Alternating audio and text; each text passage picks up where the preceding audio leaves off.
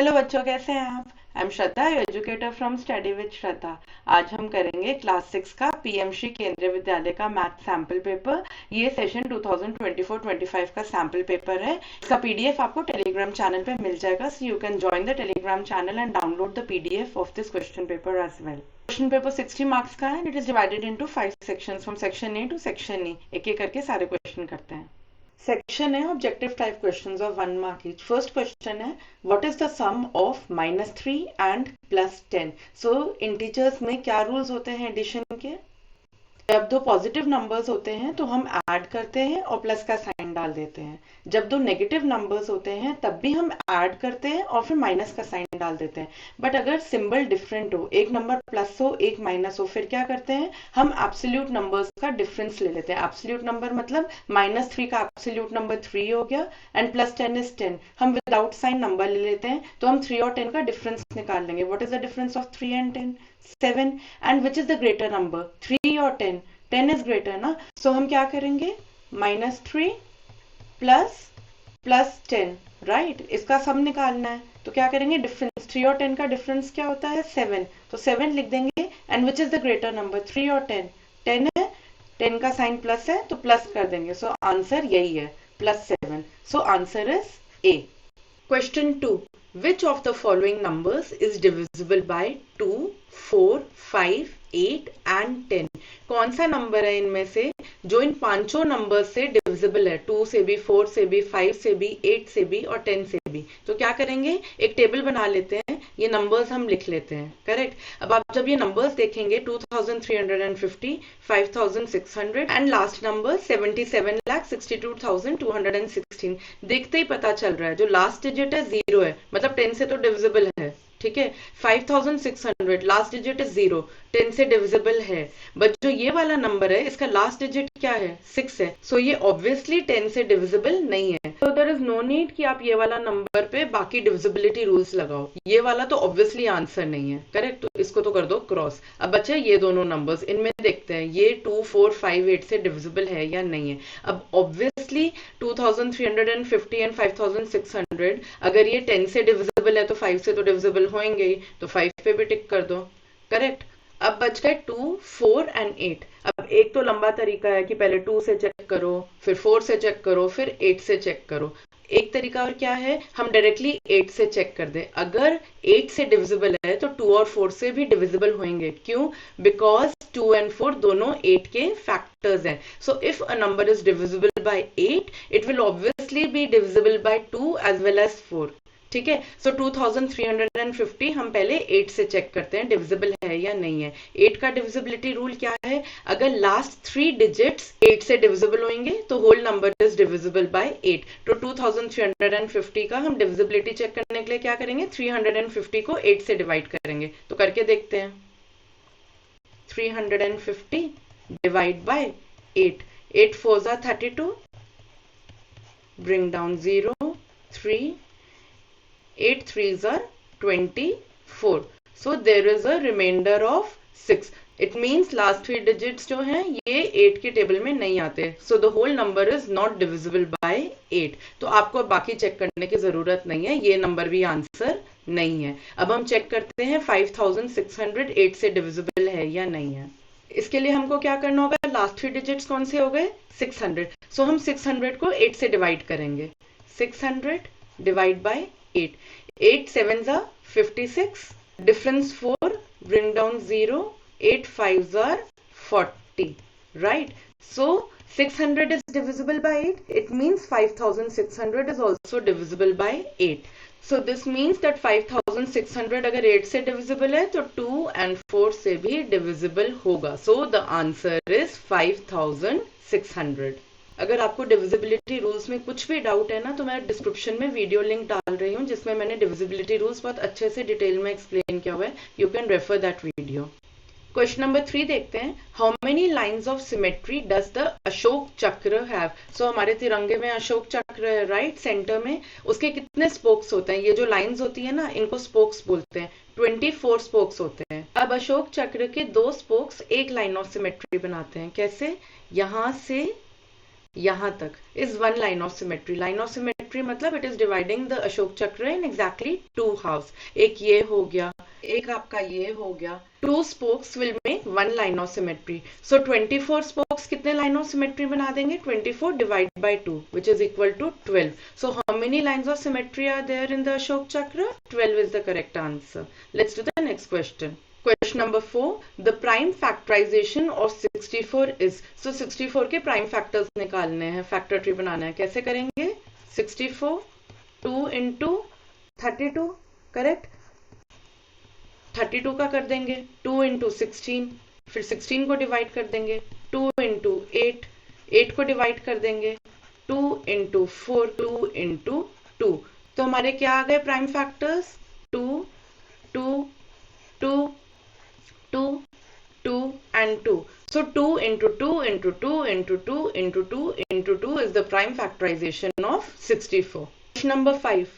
Assertion. अब ये statement given है, side of the square whose area is 225 square meters is 15 meters. और reason क्या given है हमको? The standard unit of area is square units.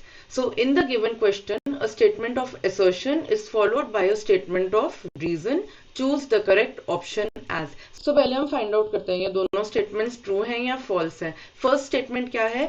Side of the square whose area is 225 square meters is 15 meters. अब area of a square का क्या formula होता है? Side into side, right? So side of the square is 15 meters, therefore area of the square will be 15 into 15 which is equal to 225 square meters.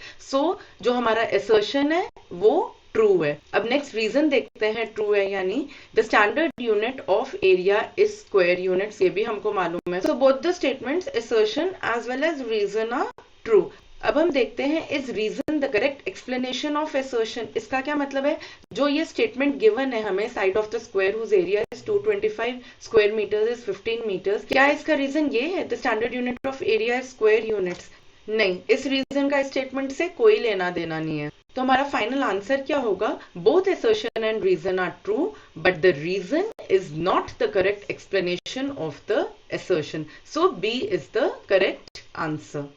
Section B start करते हैं, short answer questions. Question number 6 है write all the integers between -4 and 4 in increasing order.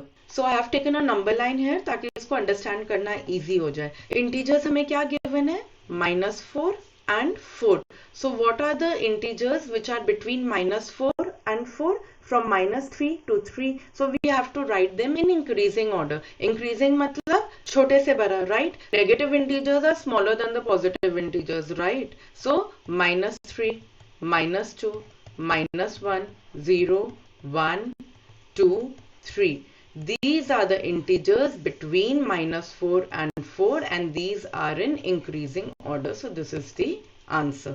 Let's do question 7 now. By splitting the following figures into rectangles, find their areas. So figure A and B given है, हमने क्या करना है? इन figures को rectangles में split करना है, rectangles का area निकालेंगे और उनको add कर देंगे तो हमें पूरे figure का area पता चल जाएगा। Very easy. Let's start doing it. पहले figure A करते हैं, उसको थोड़ा zoom in कर लेते हैं, correct? So इसको हम कैसे रेक्टेंगल्स में डिवाइड करेंगे? सबसे पहले हम ले लेते हैं ये पिंक रेक्टेंगल, करेक्ट? इसमें अब हमें क्या गिवन है? What is the formula of area? The formula of area is length into breadth, correct? So इस पिंक रेक्टेंगल को मैं रेक्टेंगल नंबर 1 ले लेती हूँ, करेक्ट? सो इसका एरिया क्या होगा? Length into breath. तो मैं क्या लिखूंगी? 3 into 4 which is equal to 12. अब इसमें क्वेश्चन में सिर्फ नंबर्स गिवन है, कोई गिवन नहीं है कि सेंटीमीटर है या मीटर है, तो हम आंसर क्या लिखेंगे? 12 स्क्वायर यूनिट्स, करेक्ट? नेक्स्ट करते हैं, इस रेक्टेंगल को हम ले लेते हैं रेक्टेंगल नंबर 2। इसका एरिया क्या होगा? एक साइड है हमारी 3 और दूसरी है 2, सो 3 into 2 कितना हो गया मेरा? 6 हो गया। So the area of this rectangle is 6 square units. Next rectangle लेते हैं, इसको हम कर देते हैं रेक्टेंगल नंबर 3। इसमें मेरा लेंथ कितना है? एक साइड कितना है? 4। अब दूसरा ये जो है साइड हमको निकालना पड़ेगा। ये कैसे निकलेगा हमारा साइड? ये जो मेरा पूरा है साइड, ये मेरा ये 4 है तो ये भी 4 होगा, करेक्ट? और ये 3 है तो ये कितना हो गया? 1 हो गया, राइट? सो मेरा कितना हो जाएगा इसका area? 4 into 1 which is equal to 4 square units. Last rectangle लेते हैं, इसको हम कर देते हैं रेक्टेंगल नंबर 4। इसका एरिया क्या होगा? अब ये वाली जो साइड है वो 2 है, तो ये सामने वाली भी 2 हो जाएगी, करेक्ट। और ये 1 ऑलरेडी गिवन है, इसका मतलब क्या हो गया? ये मेरा टोटल साइड पूरी 3 हो गई, करेक्ट। तो मैं यहाँ 3 लिख देती हूँ। अब मुझे ये वाली साइड फाइंड आउट करनी है, करेक्ट। ये कैसे निकलेगी? अब मुझे ये मालूम है कि जो मेरी ये वाली साइड है ये 4 है, ये 4 है, तो ये पूरी साइड तो मेरी 4 होगी, करेक्ट। तो मैं अगर ये वाला साइड माइनस कर देती हूँ तो मेरा ये वाला साइड निकल आएगा ग्रीन रेक्टेंगल का। अब ये वाला साइड कैसे निकालेंगे? ये पूरा मेरा 3 है, क्योंकि ये 3 है तो ये भी 3 हो जाएगा। उसमें से ये वाला साइड मेरे को निकाल के माइनस करना होगा। ये क्या होगा मेरा? ये पूरा मेरा 3 है, क्योंकि ये 3 है तो ये भी 3 हो गया, करेक्ट। ये 2 है तो 3 माइनस 2 कितना हो गया? 1 हो गया, तो ये साइड मेरा 1 हो गया। सो ये मेरा 1 है और ये मेरा पूरा 3 है, सो 3 माइनस 1 कितना हो गया? 2 हो गया, तो ये साइड मेरा 2 हो गया। सो 4 में से 2 मैं माइनस कर दूंगी तो 2 निकल आया, करेक्ट। सो अब मेरा एरिया क्या हो जाएगा? 2 into 3 which is equal to 6 square units. So अब मैं इन चारों एरियाज को ऐड करूंगी तो मेरा आ जाएगा 28 square units. This is the area of figure A. So इसका आंसर क्या हो जाएगा मेरा? 28 square units. Let's do figure B now. तो बी को भी हम फिगर ए की तरह रेक्टेंगल्स में डिवाइड कर लेते हैं। Let's number it. पिंक को कर लेते हैं 1, ब्लू को कर लेते हैं 2 एंड स्पीच को हम कर लेते हैं 3। अब हम पहले रेक्टेंगल नंबर 1 का एरिया निकालते हैं। क्या होगा? इसके तो हमारे डायमेंशंस गिवन है, तो हमें कुछ नहीं करना, we just have to multiply and we get the answer 3 square units. Blue rectangle देखते हैं विच इज रेक्टेंगल नंबर 2। अब ये मेरा 3 है तो ये भी 3 होगा, ये 3 है तो ये ब्लू के भी जो डायमेंशंस होंगे वो 3 होंगे, करेक्ट। एंड ये मेरा 1 ऑलरेडी गिवन है, तो इसका भी एरिया क्या हो जाएगा? 1 into 3 which is equal to 3 square units. अब थर्ड रेक्टेंगल देखते हैं। थर्ड रेक्टेंगल का लेंथ मुझे ऑलरेडी गिवन है, 3 है, करेक्ट। अब इसका ब्रेड्थ कितना होगा हमको वो निकालना है। मुझे ये पता है कि ये जो पूरा है ये 3 है, करेक्ट, और उसमें से ये 2 है, तो 3 माइनस 2 कितना हो गया? 1 हो गया, तो मेरा 1 ब्रेड्थ आ गया। So I will multiply and I will get 3 square units. I'm going to add all 3. 3 plus 3 plus 3. I get 9 square units. This is the area of figure B. Question number 8 है, find the common factors of 20 and 28। तो हम क्या करेंगे? पहले हम 20 के factors निकालेंगे, फिर हम 28 के फैक्टर्स निकालेंगे और फिर दोनों के फैक्टर्स को कंपेयर करके हम देखेंगे कि कौन से कॉमन है। सो फैक्टर्स जो है ना, मैं कभी भी हॉरिजॉन्टली कॉमा कॉमा डाल के नहीं लिखती हूँ। What I do is I write 20 like this and then I will write 1 into 20. I will start the counting from 1, right? इस तरह से एक लाइन ड्रॉ कर लेती हूँ। 2 into 10, 3 के टेबल में 20 नहीं आता, 4 into 5 एंड 5 मेरा इधर आ गया है। सो ये जितने भी नंबर्स आपको दिख रहे हैं ना जो इस U के बाहर हैं, ये सारे 20 के फैक्टर्स हैं। इस मेथड से आपका कभी भी कोई फैक्टर मिस नहीं होगा। सो यहाँ हम लिख देते हैं फैक्टर्स ऑफ 20, 1, 2, 4, 5, 10, 20। ऐसे ही हम करेंगे 28। सो 28 के फैक्टर्स क्या हो जाएंगे? 1 से स्टार्ट करते हैं। 1 इंटू 28, 2 इंटू 14, 3 के टेबल में 28 आता नहीं है, 4 7 28, 5 के टेबल में आता नहीं है, 6 के टेबल में 28 आता नहीं है, 7 से मैंने ऑलरेडी कर लिया है, ठीक है। ये मेरा बन गया 28 के फैक्टर्स, 1, 2, 4, 7, 14, 28। सो ये मैं यहां लिख दूंगी।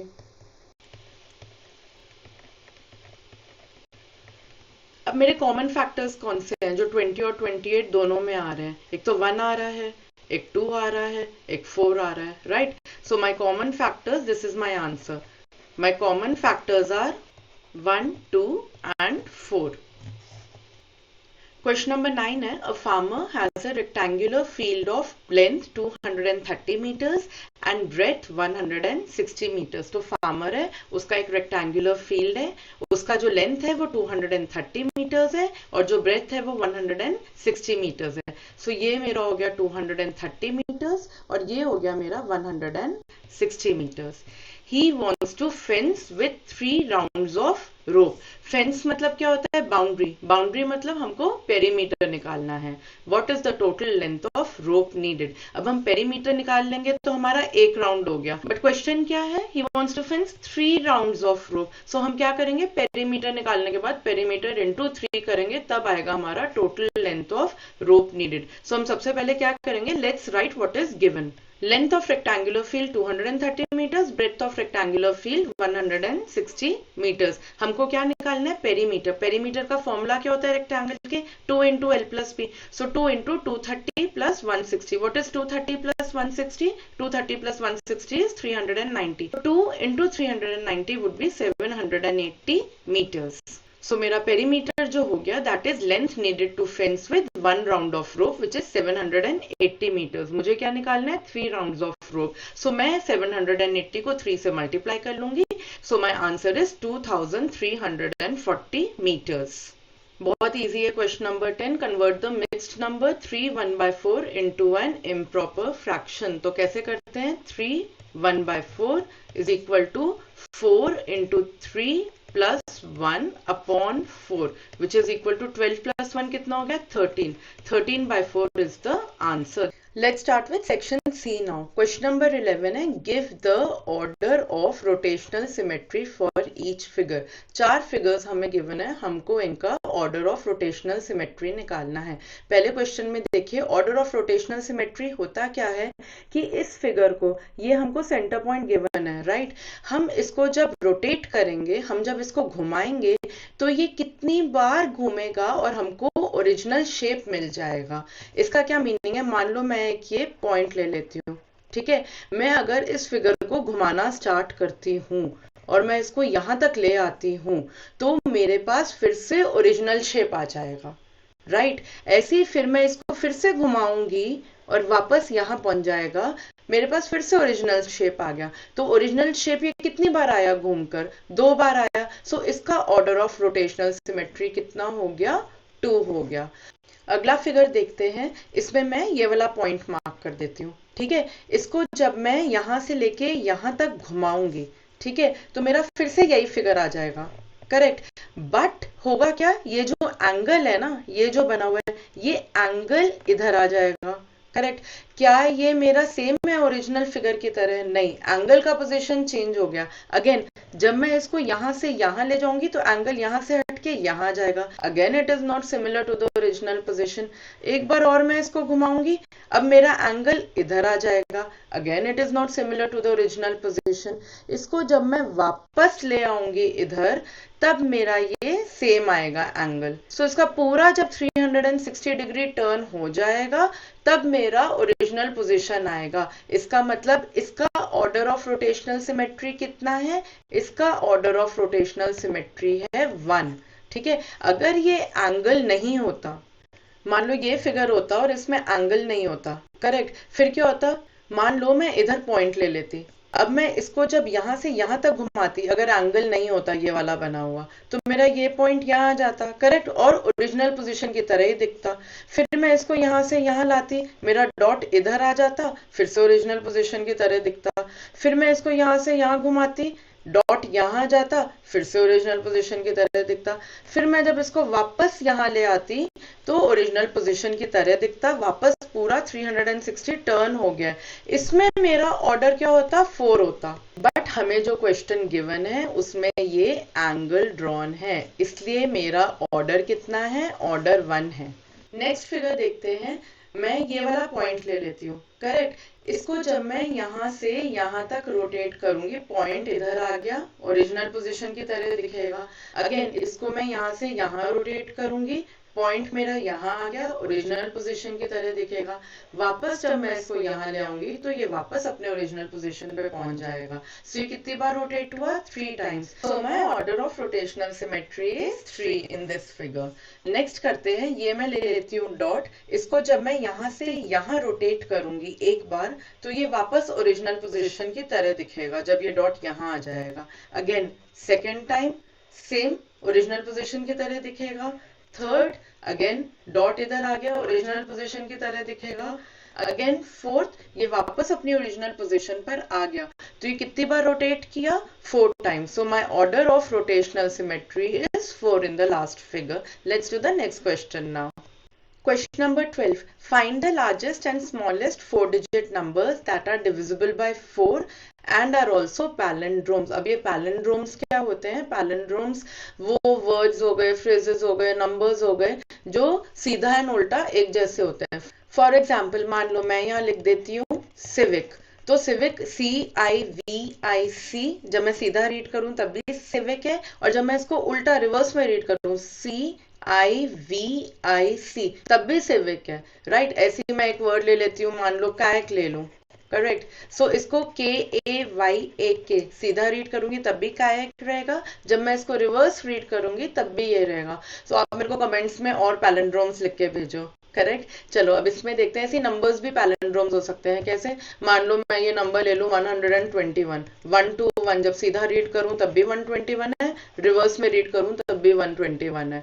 232 सीधा भी रीड करूंगी तो 232 है, उल्टा भी रीड करूंगी तो 232 है. सो बेसिकली इसमें क्या गिवन है कि आपने largest and smallest 4 digit numbers निकालने हैं. मेरा लार्जेस्ट 4 डिजिट नंबर क्या होता है? 9999. स्मॉलेस्ट 4 डिजिट नंबर क्या होता है? 1000. तो स्मॉलेस्ट 4 डिजिट नंबर्स लेते हैं जो पैलिंड्रोम्स है, एंड फिर उनका हम 4 से डिविजिबिलिटी चेक करते हैं. सो ये मेरे स्मॉलेस्ट 4 डिजिट पैलिंड्रोम्स हैं. अब हम चेक करेंगे कि वो 4 से डिविजिबल है या नहीं है. 1000 तो मेरा पैलिंड्रोम नहीं है. जब मैं 1000 लिखती हूँ जो मेरा स्मॉलेस्ट 4 डिजिट नंबर है, तो रिवर्स में क्या हो गया? 1000 तो ही ना रहा, 0001 हो गया. सो ये नंबर मैं नहीं ले सकती, मुझे सिर्फ पैलिंड्रोम्स लेने हैं. सो नेक्स्ट नंबर मैं लूंगी 1001. इसको मैं चाहे सीधा रीड करूं चाहे मैं उल्टा रीड करूं, ये 1001 रहेगा. पर क्या ये 4 से डिविजिबल है? नहीं, it is not divisible by 4. क्या होता है 4 का डिविजिबिलिटी? लास्ट 2 डिजिट्स देखते हैं. अगर लास्ट 2 डिजिट्स 4 से डिविजिबल है तो नंबर 4 से डिविजिबल है. इसमें लास्ट 2 डिजिट्स क्या है? 1 है, so it's not divisible by 4. Next palindrome देखते हैं 1111. लास्ट 2 डिजिट्स क्या हो गए मेरे? 11 हो गए. क्या 11 4 के टेबल में आता है? नहीं आता. So even this is not divisible by 4. Next देखते हैं 1221. 21 नहीं आता 4 के टेबल में, नॉट डिविजिबल बाय 4. नेक्स्ट 1331, 31 भी नहीं आता. इस तरह से मैं 144, 1155, 1166, 1177, 1881, 1991 तक जितने भी नंबर्स में पैलिंड्रोम्स देख रही हूँ, मेरा कोई भी 4 से डिविजिबल नहीं है. अब मेरा क्या नेक्स्ट बनेगा पैलिंड्रोम? 2000s में आ जाऊंगी मैं. क्या हो जाएगा? 2002. लास्ट 2 डिजिट्स क्या हो गए? 2 हो गया लास्ट डिजिट. क्या 2 4 के टेबल में आता है? नहीं आता. Again this is not divisible by 4. Next number है मेरा 2112. लास्ट 2 डिजिट्स क्या है? 12 है. क्या 12 4 के टेबल में आता है? आता है. Finally, so this is my answer. This is the smallest 4 digit palindrome. ऐसी मैं लार्जेस्ट 4 डिजिट पैलिंड्रोम निकालूंगी. वो कैसे करेंगे? Let us list down. 9999 palindrome है जो लार्जेस्ट 4 डिजिट नंबर है, but does it come in the table of 4? नहीं. 99 is not divisible by 4. Next क्या पैलिंड्रोम है मेरा? 9889. Again not divisible by 4. सो इस तरह से 9779, 9669, इस तरह से मैं पूरा 9009 तक लिख लूंगी. None of them are divisible by 4. अब मैं नेक्स्ट पैलिंड्रोम मेरा क्या आएगा? 9009 के बाद 8998. इसके जो मेरे लास्ट के 2 डिजिट्स हैं क्या है? 98. 98 आता है क्या 4 के टेबल में? डिवाइड करके देख लेते हैं. 4 2s are 8, 4 4s are 16. नहीं, रिमाइंडर बच रहा है. इसका मतलब 98 4 के टेबल में नहीं आता. सो 8998 is not a multiple of 4. So next मेरा हो जाएगा 8888. ये तो देखते ही लग रहा है कि 4 के टेबल में आएगा. क्यों? 88 क्या होता है? 4 के टेबल में आता है. 422s are 88. So this is my largest 4 digit palindrome. So हम अपना फाइनल आंसर कैसे लिखेंगे? Smallest 4 digit palindrome is 2112 and the largest 4 digit palindrome is 8888. Question number 13 देखते हैं. Jaya school is 7 by 10 kilometers from her home. She takes an auto for half kilometer and walks the remaining distance. How much does she walk daily? अब इसको कैसे करेंगे? ये जया का home है and ये जया का स्कूल है. ठीक है. डिस्टेंस कितना है from home to school? This is 7/10 kilometers, correct. Half kilometer वो ऑटो में जाती है स्कूल, एंड जो रिमेनिंग डिस्टेंस है वो बाय फुट कवर करती है। तो हमको निकालना है how much does she cover by foot. So यहाँ से लेके यहाँ तक कितना गिवन है, हाफ किलोमीटर गिवन है, करेक्ट। सो हमको ये निकालना है, क्या करेंगे, पूरा डिस्टेंस 7/10 है, हाफ ये है, तो क्या करेंगे 7/10 माइनस हाफ करेंगे तो हमारा डिस्टेंस बाय फुट निकल आएगा। So what is the total distance between home and school? The total distance between home and school is 7/10 kilometers. Distance covered by auto. So what is the distance covered by auto? क्या given है, half kilometer. So हमको क्या निकालना है, we have to find out distance covered by foot, मतलब how much did she walk. So क्या करेंगे, 7/10 minus 1/2। मैं क्या करूंगी, 10 मैं अपना कॉमन ले लूंगी, denominator 7 minus 2 what's are 10, 2 5 are 10, तो ये कितना हो गया, 5/10 हो गया मेरा। तो क्या हो जाएगा, 2/10। इसको मैं लोएस्ट टर्म्स में रिड्यूस कर दूंगी, तो 2 1s are 2, 2 5s are 10। सो मेरा कितना आ गया, distance walked is 1/5 kilometre. This is my final answer. Question number 14. The area of a rectangle is the sum of the areas of two rectangles measuring 5 meters into 10 meters and 2 meters into 7 meters. Find its dimensions. तो हमको दो rectangles given है, rectangle 1 and rectangle 2. Rectangle 1 के मेरे dimensions हैं 10 meters and 5 meters and rectangle 2 के मेरे dimensions हैं 7 meters and 2 meters. तो हमको क्या करना है, इन दोनों rectangles के area को add करना है। तो एक एक करके निकालते हैं। एरिया ऑफ रेक्टेंगल 1 कितना होगा मेरा, area of rectangle 1 will be length into breadth, length into width, क्या हो गया 10 into 5 which is equal to 50 square metres. ऐसे मेरा एरिया ऑफ रेक्टेंगल 2 कितना होगा, 7 2s are which is equal to 14 square metre. इन दोनों एरियाज को मैं ऐड कर दूंगी तो मेरा कितना आ गया, 50 + 14 64 हो गया। अब एरिया ऑफ द रेक्टेंगल मैंने निकाल लिया है, एरिया ऑफ द रेक्टेंगल कितना है, 64 स्क्वायर मीटर। फॉर्मूला क्या होता है, लेंथ इनटू ब्रेड्थ होता है। So what into what is equal to 64 square metre. तो मेरे डायमेंशंस निकल आएंगे। तो मैं क्या करूंगी, 64 के पॉसिबल फैक्टर्स निकालूंगी। क्या हो जाएंगे possible factors, 1 into 64, 2 into 32, 4 into 16, 8 into 8। सो इनमें से कोई भी मेरे डायमेंशंस हो सकते हैं, बट 8 into 8 नहीं हो सकता। अगर 8 into 8 हो गया वो तो स्क्वायर बन गया ना, हमको रेक्टेंगल दिया है। So it can either be 1 into 64 meters और 2 meter into 32 meter और 4 meter into 16 meter, आप कुछ भी लिख सकते हो। Let's do the next question now. Question number 15 देखते हैं। A square carpet of side 3 meters, तो स्क्वायर कारपेट है उसका साइड कितना है, 3 meters, is laid on a rectangular floor of 5 meters into 4 meters। Find the area that is not carpeted. So हमको क्या given है, एक रेक्टेंगुलर फ्लोर है 5 meters into 4 meters का, करेक्ट। उस पे एक 3 meters into 3 meters का स्क्वायर कारपेट बिछाया हुआ है। हमको कौन सा एरिया निकालना है, विच इज नॉट कारपेटेड, मतलब ये जितना भी मेरा लाइट ब्राउन कलर का है नॉट कारपेटेड एरिया, वो कितना होगा। वेरी इजी, क्या करेंगे, पहले हम पूरे रेक्टेंगुलर फ्लोर का एरिया निकाल लेंगे। क्या आएगा area of rectangular floor, length and breadth given है, 5 4 20 स्क्वायर मीटर्स मेरा एरिया ऑफ रेक्टेंगुलर फ्लोर आ जाएगा।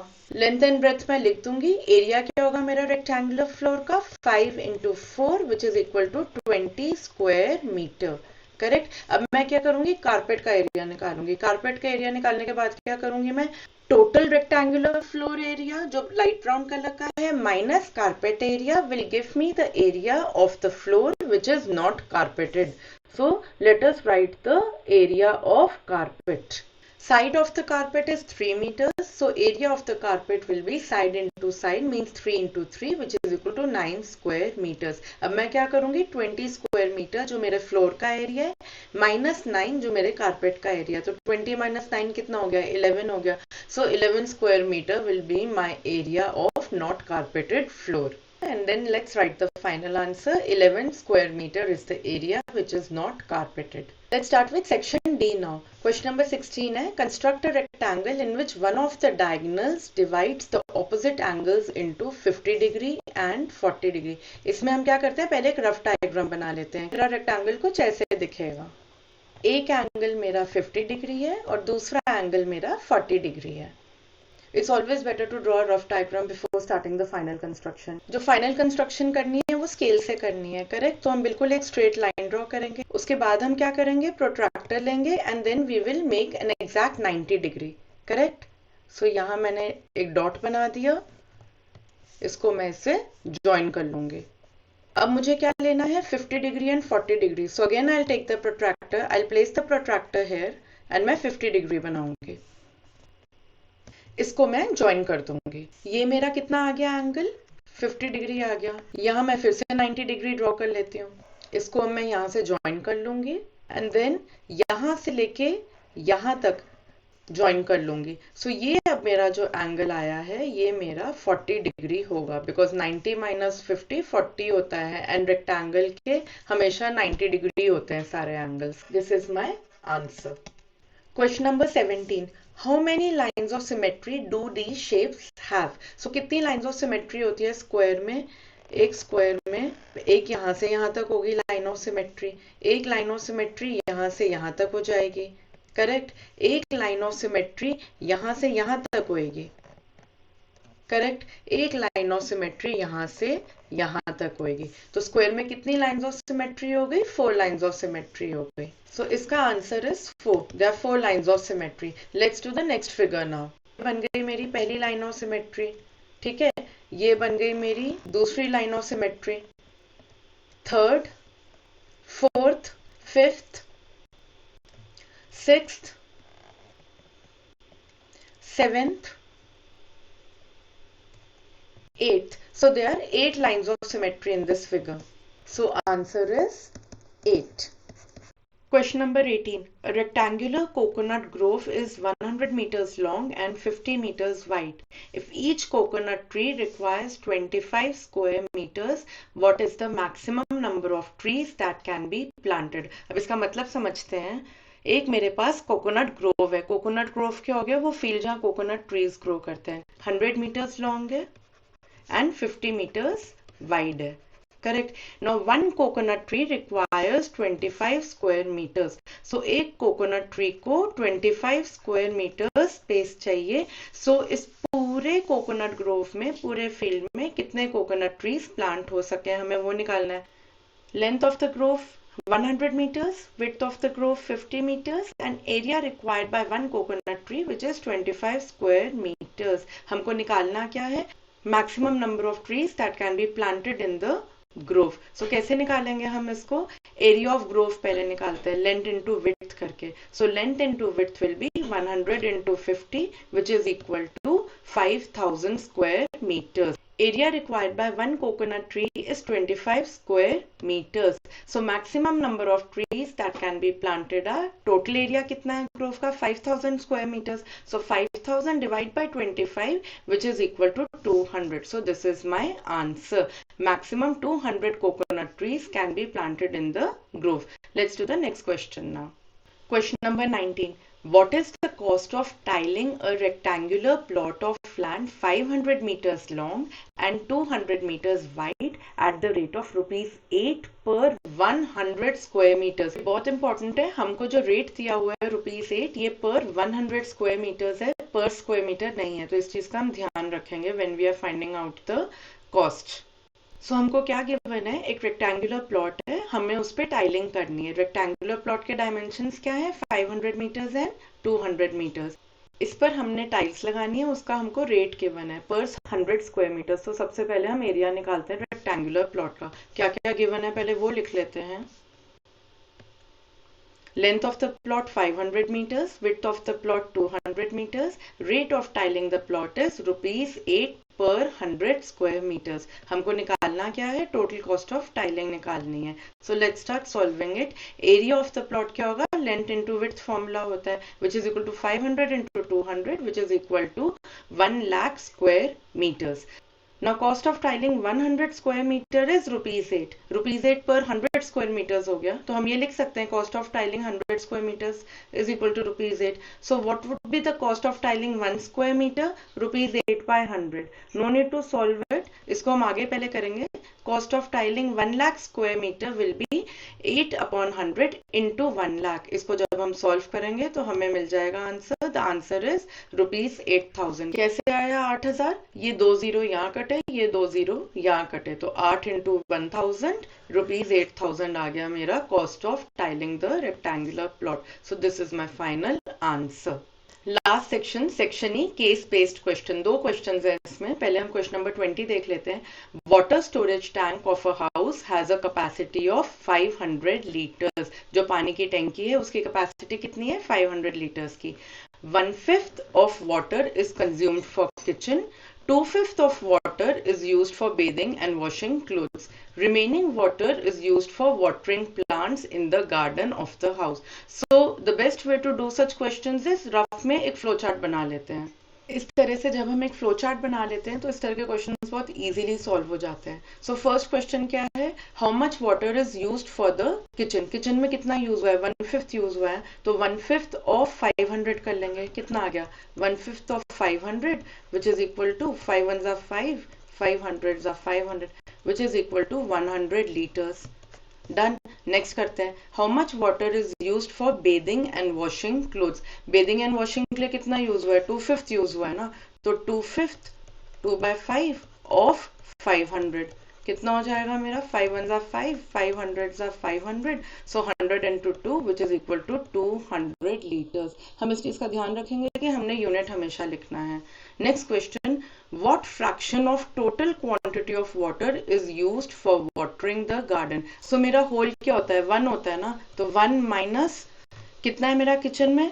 1/5, और बेदिंग एंड वॉशिंग में कितना है? 2/5, तो कितना हो गया? This is equal to 1 minus 3/5 which is equal to 5/5 minus 3/5 which is equal to 2/5. So क्या आ गया मेरा आंसर? 2/5. लास्ट पार्ट करते हैं. How much water is used for watering the garden. हमने फ्रैक्शन तो निकाल लिया 2/5, अब हमें निकालना है क्वांटिटी. तो क्या करेंगे? 2/5 of 500 which is equal to 5 1 जा 5, 500 जा 500 which is equal to 200 litres. This is the answer. Question 21. An excursion trip of students of class 6 visited the jungle safari. For their safety, the guide provides the map of the park to each student. The map is as given below. हमें question में जंगल safari का map given है. जंगल area है, resort area है, ticket and officers room है, and parking है, and dimensions given है.